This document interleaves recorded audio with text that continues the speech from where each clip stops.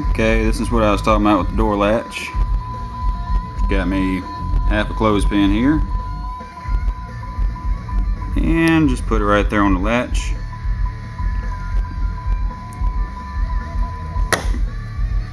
And that's it. Door buzzer went off. I always try to set my clothespin right there. That way I'm not going to push the door shut with the latch down. And to disengage it, just lift up on the handle. And you hear the door dinger dinging again. That's all there is to it.